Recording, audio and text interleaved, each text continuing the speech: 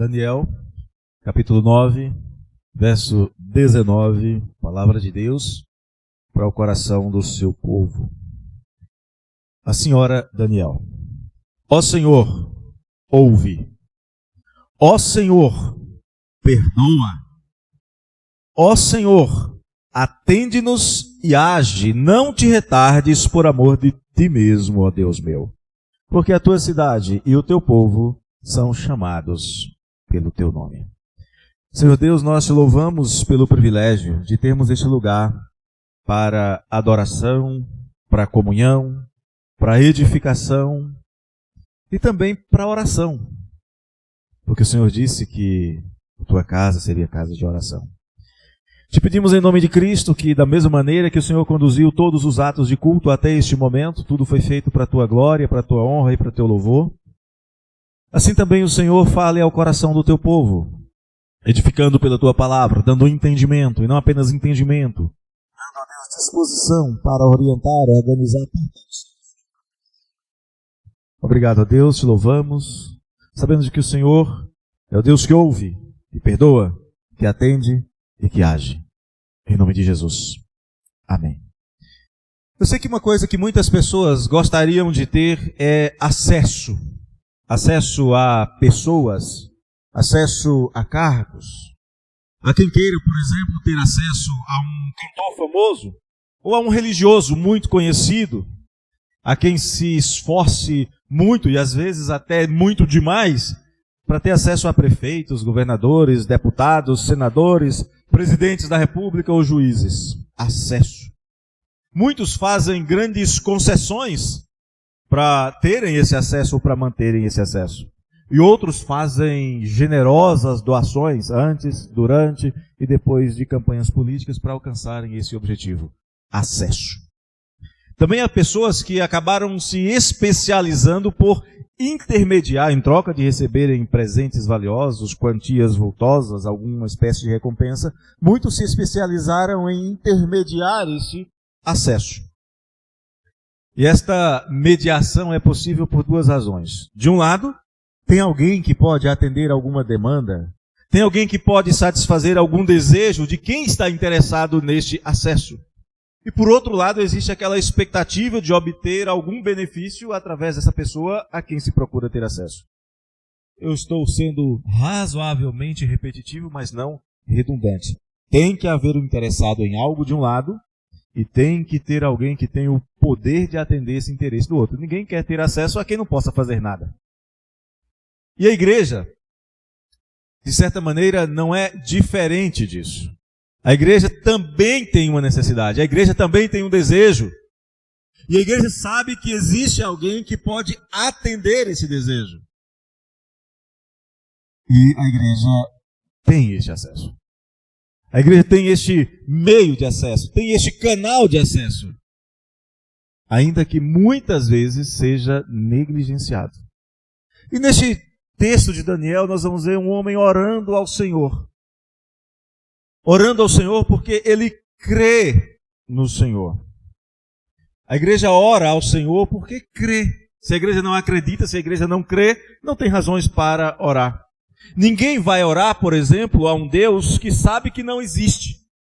Pelo contrário, a igreja só vai buscar aquele em quem ela tem firme convicção, não apenas de que pode ser encontrado, mas que recompensa quem o busca. Você encontra este ensino muito claro, por exemplo, em Hebreus, no capítulo 11, verso 6. A igreja ora porque sabe que existe alguém que vai ouvir e vai atender às suas orações. A igreja ora porque sabe que é escutada. Você que é crente ora porque acredita que Deus está te ouvindo e que Deus te responderá no momento oportuno. Esse é o ensino do Salmo 86. A igreja ora porque conhece ao seu Deus. Porque sabe que Ele é o único que pode responder às suas orações. E a verdade bíblica e a verdade absoluta é que só há um Deus. No Salmo 22 é dito que aquele que confia no Senhor, o Senhor o livra. É verdade que se nós estendermos o nosso olhar um pouquinho mais, nós vamos encontrar uma multidão de alternativas criadas pelos homens. E vamos encontrar pessoas que alegam ter recebido alguma espécie de bênção por intermediação de pessoas já falecidas ou de entidades de todos os tipos. Mas o fato é que a Bíblia ensina que é uma verdade única e absoluta. Só o Senhor é Deus verdadeiro. Só o Senhor é Deus, diz a palavra, e além dele não há nenhum outro, nem maior, nem igual, nem mesmo inferior. Só o Senhor é Deus, é o que declara Isaías no capítulo 45. Essa igreja que ora porque crê, essa igreja que ora porque conhece, é também uma igreja que ora porque tem esperança. O fiel, o crente, ele ora porque tem uma esperança inabalável no poder de Deus para atender os seus pedidos. Oramos porque confiamos na fidelidade de Deus em cumprir a sua palavra empenhada. O que Deus promete, Ele cumpre. E é interessante observarmos que esta esperança que nós temos não é baseada no que a igreja faz. É baseada na promessa feita por Jesus aos seus discípulos. A promessa que Ele fez de atender às orações dos seus discípulos. E ser discípulo, entre outras coisas, pressupõe fidelidade, pressupõe obediência. Ou seja, aquele que ora deve estar totalmente engajado na agenda vital proposta pelo Senhor para a sua igreja. Em João 15, por exemplo, Jesus diz que Ele que nos escolheu. E Ele que nos designou para que nós pudéssemos dar frutos. E porque Ele nos escolheu e nos designou, tudo quanto pedimos em seu nome Ele concede. Assim, eu acredito que não é lógico procurar acesso a autoridades que não podem corresponder a demandas que nós temos. Também não é lógico pedir algo a alguém que nós sabemos que não tem poder algum para nos atender. Não faz sentido, por exemplo, fazer orações a deuses que não são capazes de cuidar nem de si mesmos. Deuses que, por exemplo, precisam ser carregados de um lado por outro, que precisam ser fixados com pregos em paus, para que não caiam. Não é lógico pedir a algo assim que atenda às nossas demandas. Isaías no capítulo 41 diz o seguinte: o artífice anima ourives, e o que alisa com o martelo, o que bate da bigorna. Eles então fixam o seu Deus em um pedaço de madeira, em um estrado, e o carregam de um lado para o outro. E com cuidado, para que não caia e se quebre. Mas a igreja ora por uma quarta razão, ora porque tem intimidade com o Senhor. Que possibilidade há de ter intimidade com ídolos mudos? Que tem boca, mas não falam. Que tem olhos, mas não enxergam você. Que tem ouvidos, mas não escutam as suas súplicas. Que nada sabem, nada fazem, não podem estender os braços para te socorrer. Mas o crente sabe que o Deus revelado nas Escrituras é Deus vivo. É Deus que se relaciona. É Deus que permite que as suas criaturas entrem na sua presença e gozem da sua intimidade. Está lá no Salmo 25. Eu acredito que é maravilhoso saber que o nosso Deus, que o Deus infinito, poderoso, é também gracioso, também olha para nós e deseja se relacionar conosco. É maravilhoso e impressionante ver que esse Deus, que ao mesmo tempo é tão grande, que é tão poderoso, ele não se isola.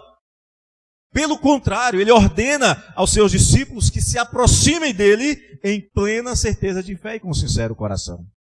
Sem nenhum medo, sabendo que não serão rejeitados, levando a ele todas as suas ansiedades, inclusive chegando diante dele manchados com o seu pecado e desobediência e rebelião e pedindo perdão, e serão aceitos e perdoados. Os discípulos de Jesus, quando oram, eles oram fazendo uso de um privilégio que lhes foi dado. Acesso. Acesso ao Pai pelo novo e vivo caminho que é o próprio Jesus Cristo, o nosso grande sumo sacerdote. Quem acompanha os estudos na carta aos Hebreus sabe que essa expressão, nosso grande sumo sacerdote, é nosso mega sumo sacerdote. Antes que tivéssemos essa linguagem de informática, Jesus já é chamado de o mega sumo sacerdote. Por que oramos? Daniel nos traz na sua oração algumas justificativas para a oração. E eu gostaria que você pensasse, por que colocar na minha agenda diária a oração? Primeiro, ele diz assim: oramos porque o Senhor ouve. Veja aí no verso 19, ele começa dizendo assim: ó Senhor, ouve. Não vale a pena orar àquilo que muitos consideram deuses, mas que são apenas madeira, metal, pedra, e não ouvem. É inútil orar a esses falsos deuses mudos e surdos, ou aos mortos, porque eles não ouvem. São ídolos sem vida. São ídolos sem poder algum. Não têm vida em si mesmos e não podem transmitir vida e não podem salvar os que estão perecendo. Não tem poder algum. Mas os crentes oram e a resposta dada aqui por Daniel é: oramos porque nós sabemos que o nosso Deus é Deus vivo e sendo Deus vivo, Ele ouve. O servo do Senhor afirma que os que confiam no Senhor oram porque sabem que o Senhor ouve a oração dos que o temem e não os deixa serem confundidos, não os deixa serem envergonhados. O nosso Deus é o Deus que ouve. E há várias razões para que Ele ouça. Mas a principal delas está contida na insistente afirmação das Escrituras, chamando o Senhor de Deus vivo. Ele está vivo. Em contraste com os ídolos sem vida que os povos adoravam, adoram, continuarão servindo e continuarão sendo escravizados por deuses mudos, mas não o nosso Deus. Ele é o Deus vivo, o único que tem vida em si mesmo, o único que é capaz de conceder vida a todas as criaturas que Ele criou pela força da sua palavra, que Ele resgatou mediante o sangue de Jesus Cristo, e dá vida eterna aos que nele creem. Oramos porque sabemos que o nosso Deus é o Deus que ouve. Ele ouve até o que muitas vezes as pessoas não gostariam que o Deus justo ouvisse. Por exemplo, houve um momento em que um rei, chegou diante do povo de Deus em Jerusalém e começou a falar numerosas afrontas contra o Senhor. O profeta do Senhor disse: Senhor, escuta o que estão falando do Senhor. Eram afrontas contra o Deus vivo. Ele se interessa pelos que nele esperam. Ele se inclina para ouvir a oração dos que se achegam a Ele em busca de graças nas suas angústias e nas suas necessidades. Ou também Ele se inclina para ouvir a sua expressão de gratidão e de adoração. O Salmo 113 diz que o Senhor, nosso Deus, Ele se inclina para ver o que se passa no céu e sobre a terra. Oramos porque sabemos que o nosso Deus não é surdo. Ele criou o ouvido, Ele não pode deixar de ouvir. Apesar de muitos homens de maligno coração preferirem que, quem sabe, Deus não ouvisse certas coisas. O salmista no Salmo 26 diz: Senhor, sonda-me o coração, examina-me, Senhor, prova-me, sonda-me os meus pensamentos. Deus pode ouvir tudo. Deus ouve tudo. Deus ouve quando você está falando. Tudo. Mesmo quando você murmura. Deus ouve quando você não está falando, quando você está só pensando. Ele ouve quando você ora no seu íntimo. Ele ouve a sua oração mesmo quando você é fraco demais e não sabe a maneira conveniente de orar. Ele te escuta. Ele te ouve. Ele ouve até o grito da sua alma quando você nem orando está. Ele te ouve. Te ouve o tempo inteiro. Isaías 65 fala sobre esse Deus que ouve, dizendo o seguinte: e será que antes que clamem eu responderei? Antes que você clamar, Deus responde. Enquanto você ainda estiver falando, Deus diz: eu os ouvirei. Você sabe que Deus te ouve. Então, você tem acesso a Ele. Ele abriu um caminho para você falar com Ele através da oração. Então derrame a sua alma diante dEle em oração. Porque Ele te ouve. Mas Daniel vai além, dizendo que Deus não é apenas o Deus que ouve, é o Deus que perdoa. Ó Senhor, ouve. Ó Senhor, perdoa. Daniel reconhece que o Senhor Deus é misericordioso. Um pouco antes, nesse mesmo capítulo, ele diz: orei ao Senhor meu Deus. Confessei e disse: ah, Senhor, Deus grande e temível, que guardas a aliança e a misericórdia dos que te amam e guardam os teus mandamentos. Ele ora ao Senhor reconhecendo que precisava confessar os seus pecados.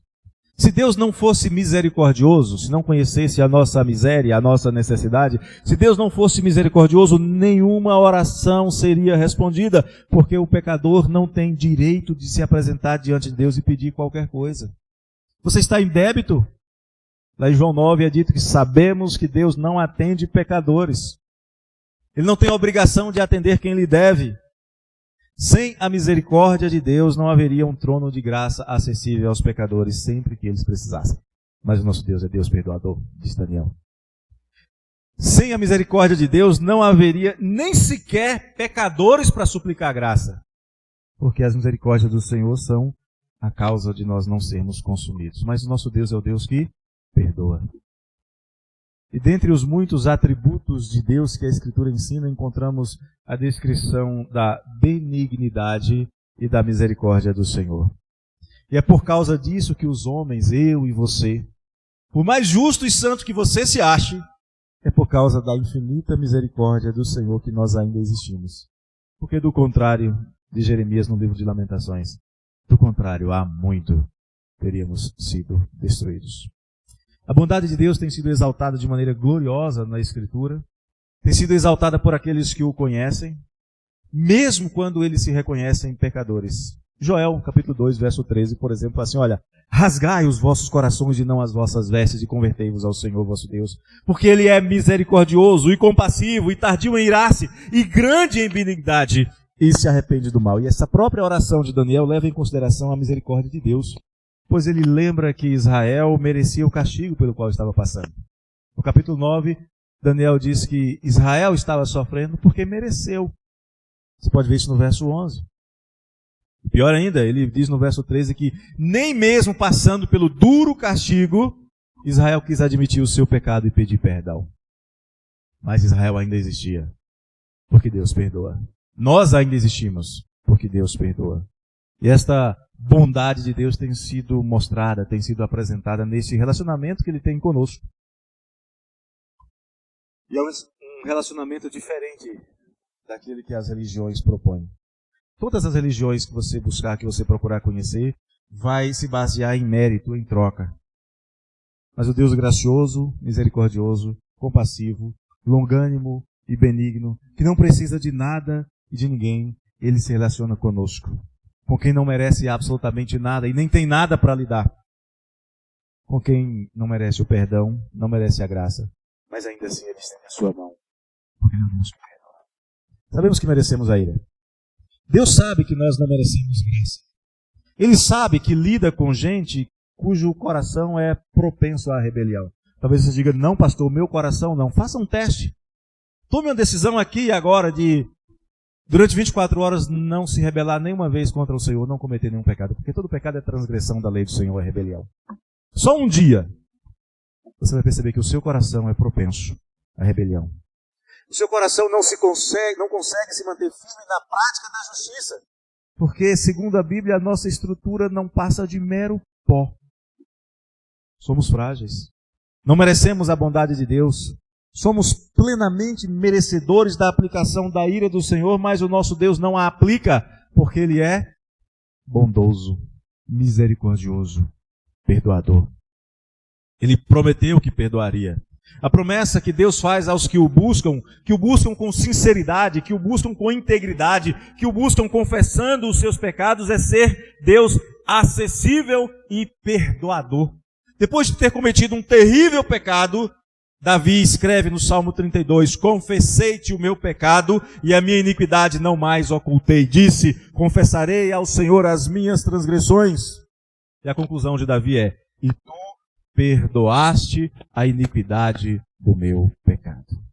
Ao invés de virar-te em ira, como ele faz com aqueles que não reconhecem o seu estado de pecado e se mantêm impenitentes, ele é bondoso. Ele manifesta a sua graça e perdoa. Daniel diz que o nosso Deus é o Deus que ouve, que o nosso Deus é o Deus que perdoa.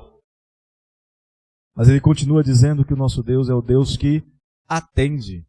Oramos ao Senhor, podemos colocar a oração na nossa agenda diária, na nossa agenda da igreja, porque o Senhor é o Deus que atende. Deus é o Deus que atende. Um forte questionamento da Bíblia e do salmista a respeito dos deuses das nações, dos deuses dos povos, é que eles têm boca e não falam, têm olhos e não veem, têm ouvidos e não ouvem, têm braços, têm mãos que não apalpam, Tem mãos que não podem se estender em socorro de ninguém.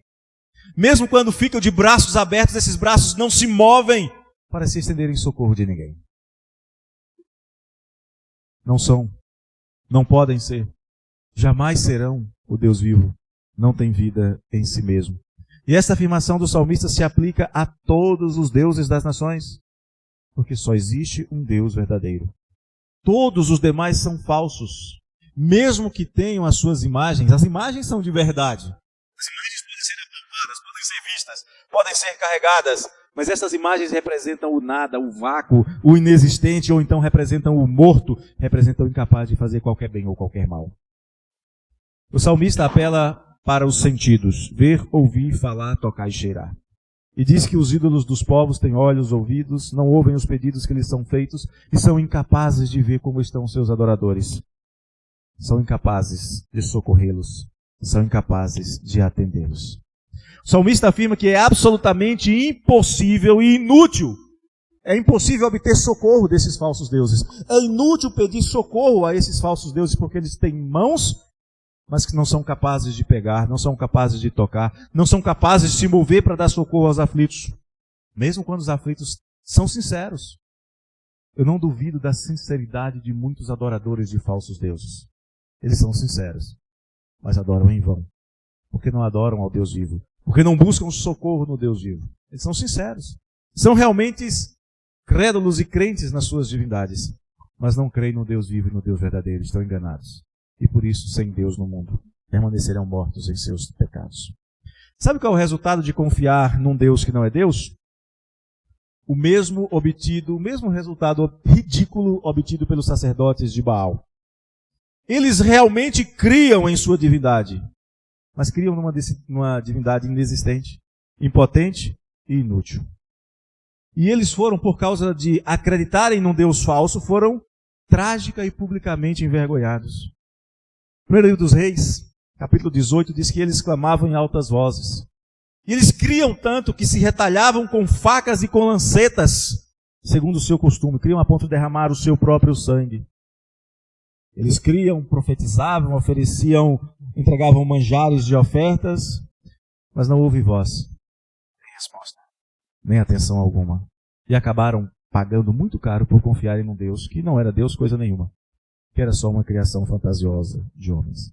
Não podia atender, não podia fazer com que o altar se incendiasse, simplesmente porque não existe. Mas o nosso Deus atende, e Ele atende porque Ele quer atender. Ele ora, o cristão ora ao seu Deus em plena convicção porque sabe que Deus atende. E atende porque Deus disse que atenderia.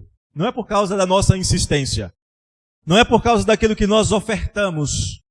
É porque Deus disse que atenderia. No Salmo 91, por exemplo, ele promete: Ele me invocará e eu lhe responderei. Na sua angústia eu estarei com ele, livrá-lo-ei e o glorificarei. E a verdade é que Deus sempre cumpriu todas as suas promessas. Deus nunca fez uma única promessa que Ele não pretendesse cumprir. Deus não fez uma única promessa em vão. E para que não haja intenção sobre a intenção de Deus de atender orações, lembremos que Ele manda que você, crente, ore insistentemente. E Ele faz uma promessa de responder positivamente. Lá em Lucas 11 Ele diz: Pedi e dá-se-vos-á. Buscai e achareis. Batei e abri-se-vos-á. A promessa de Jesus, que é a verdade, cuja palavra é a verdade, é que Ele atenderá as orações que forem feitas em seu nome, para a glória do Senhor Deus. Em João 14 Ele diz que tudo quanto você pedir em nome de Jesus, Ele fará, a fim de que o Pai seja glorificado no Filho. Oramos porque Deus atende. Oramos porque Deus quer atender. Oramos.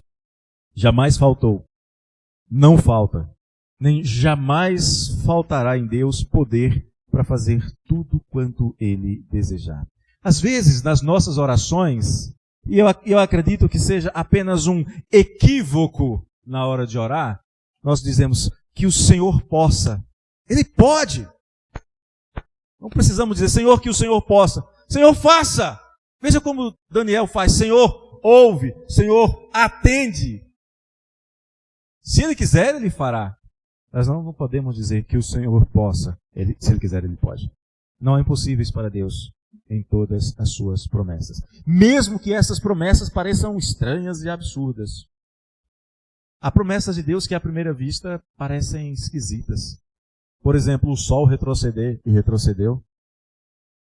Por exemplo, uma virgem conceber sem participação de homem algum e concebeu.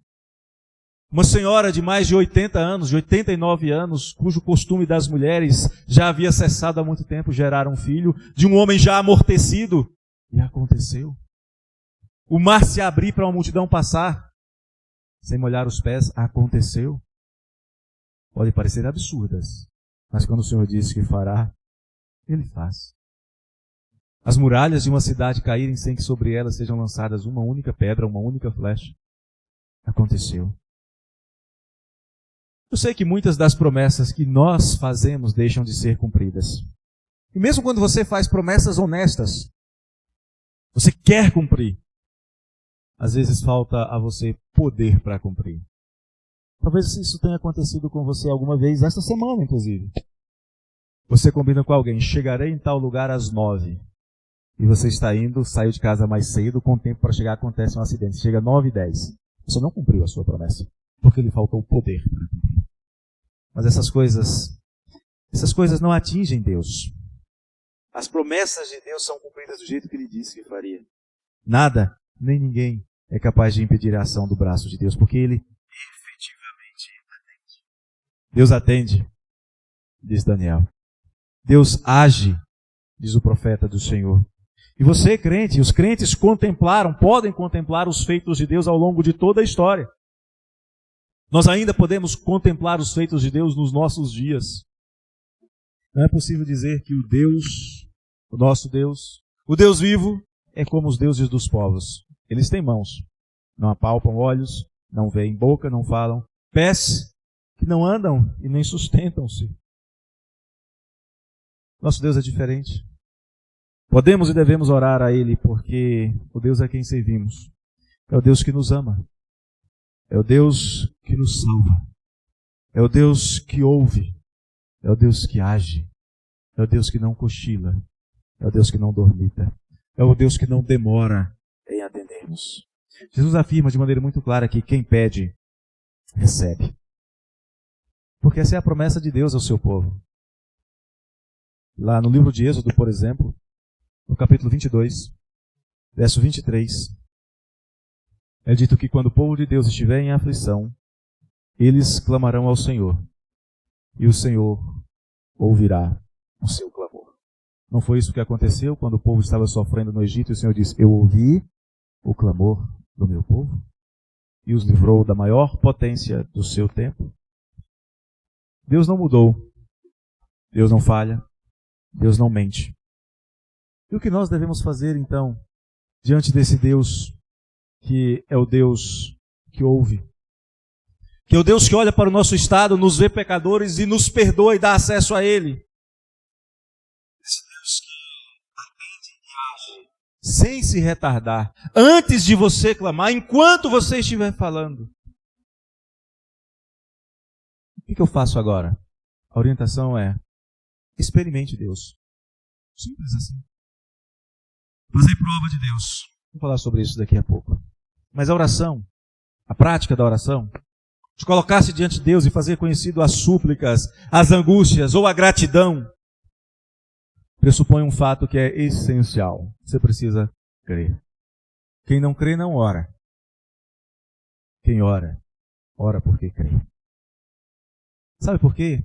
Porque crer ou ter fé é ter certeza de coisas que ainda não aconteceram.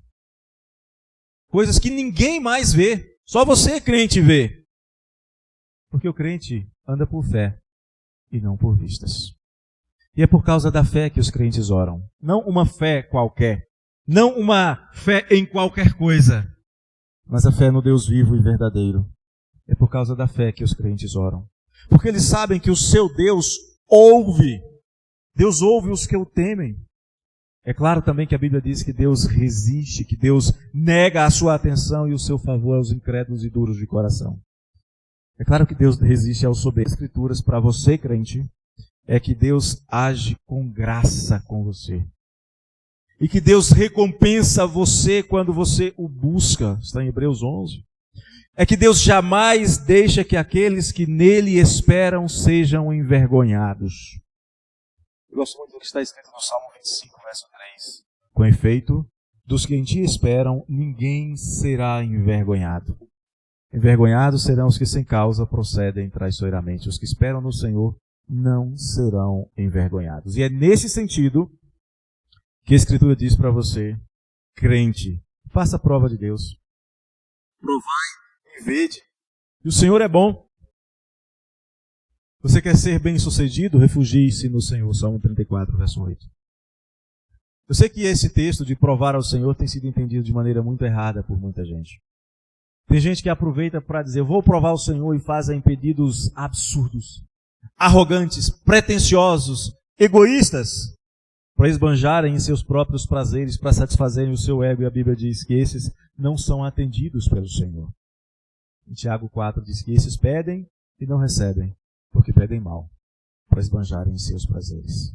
Porque não tem o objetivo de glorificarem ao Senhor. O crente ora.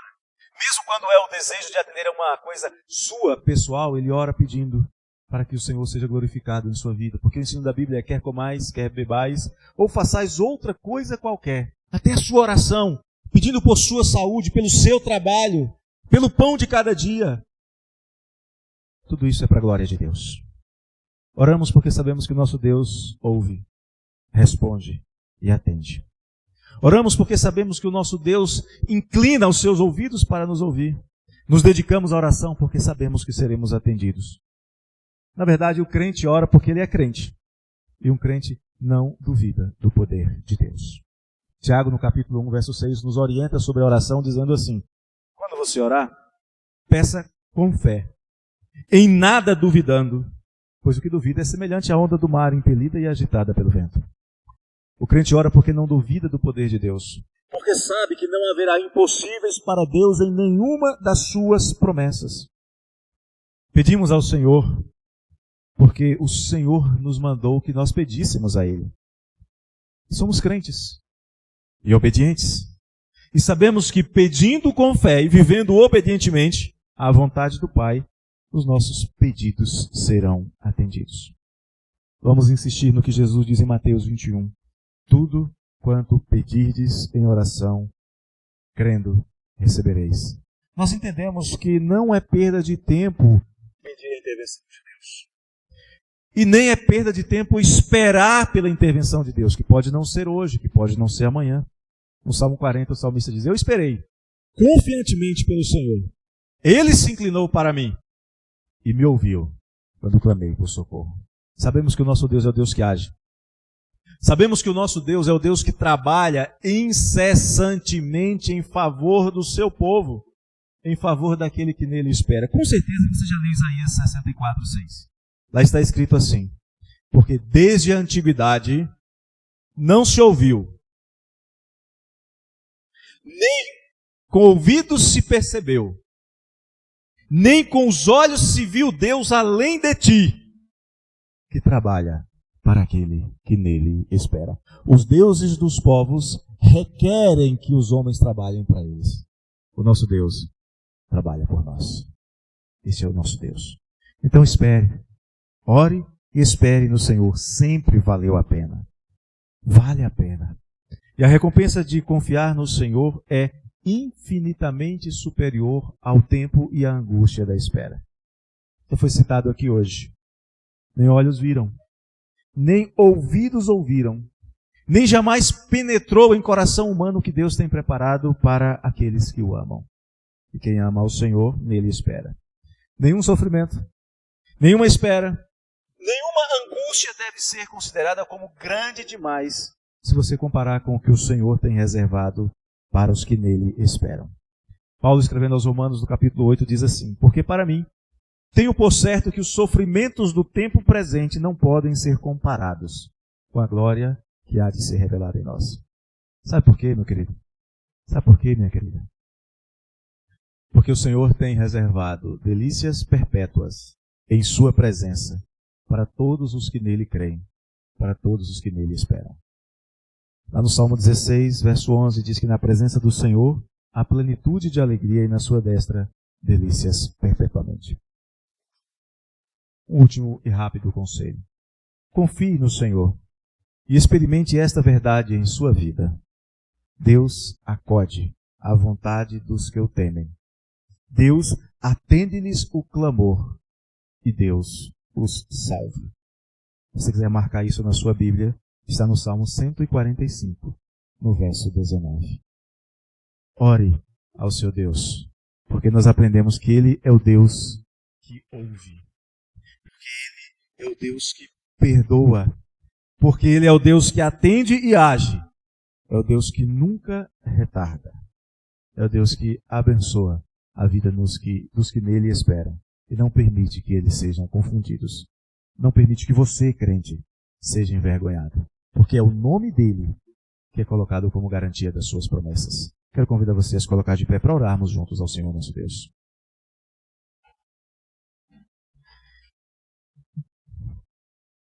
Deus amado, obrigado pela tua revelação. Se o Senhor não nos ensinasse estas coisas, seríamos tentados a orar a falsos deuses, ou a desanimar nas nossas orações, não confiando de que o Senhor nos atenderia. Mas a tua palavra diz que o Senhor é o Deus que ouve. Quando oramos, o Senhor ouve, porque oramos em nome de Jesus. Quando oramos, o Senhor olha para nós e vê pecadores perdoados pela obra de Cristo Jesus na cruz do Calvário. Quando oramos, o Senhor vê servos obedientes que estão fazendo aquilo que o seu Filho Jesus mandou, que é pedir-lhe. Por isso, Senhor, age e não te retardes. Fortalece a nossa fé e a nossa confiança no Senhor. Faz com que nós tenhamos, ó Deus, como uma das prioridades da nossa vida, da nossa agenda, da nossa semana. Temos como prioridade buscar a tua presença em oração, tanto em secreto quanto comunitário.